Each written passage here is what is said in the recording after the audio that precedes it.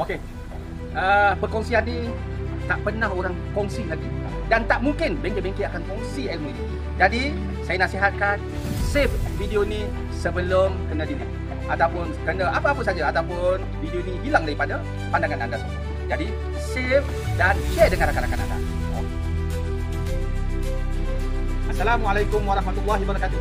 Hari ini, saya nak kongsi satu ilmu bagaimana kita nak baca meter aircon. Okey, mari sini. Okey. Kalau kita tengok meter aircon ni, kita ada meter warna biru, kita ada meter warna merah. Okey, meter warna biru ni biasanya untuk kita baca keadaan kompresor tu sama ada dia okey ataupun tidak. Meter merah ni untuk high pressure, tekanan dia sama ada gas cukup ataupun tidak. Okey, cuba perhatikan betul-betul dekat sini dia ada perkataan PSI. Mana dekat sini okey 10 PSI, 20 PSI, 30 PSI, 40 PSI. Sama juga dengan meter merah ni. Meter merah ni pun dia beritahu kita tengok 50 PSI, 100 PSI, 150 PSI sehingga 200 PSI dan seterusnya. Okey, macam ni. Okey, kalau aircon tak sejuk ataupun apa-apalah, biasanya aircon tak sejuk lah. Bila aircon tak sejuk, pertama sekali kita kena cek dua bacaan ni. Bacaan meter biru ni adalah low pressure dan bacaan meter merah ni adalah high pressure. Okey, standard dia antara 30 hingga 40. Okey, dan meter merah antara 160 sehingga 200 maksimum lah. Okey. Jadi bila bacaan meter merah ni bawah pada 150 ataupun bawah kepada 100 bermakna gas tidak cukup. Secara automatiknya meter biru ni dia akan drop sama ada 20, 10 ataupun dia terus turun ke bawah. Kecuali berlaku kes meter merah dia drop dan meter biru masih lagi dalam keadaan yang sama.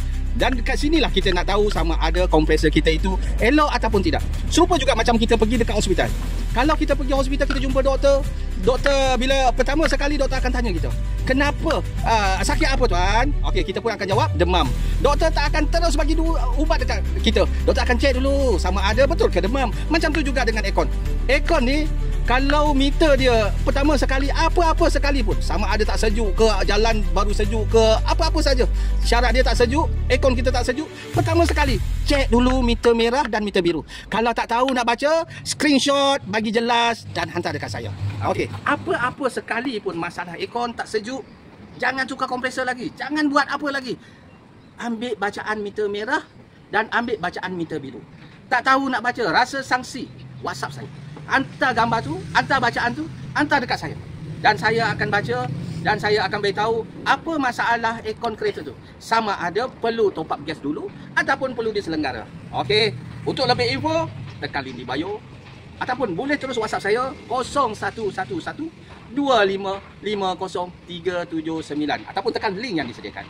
Okey, bye-bye. #sejuk beku. Muah.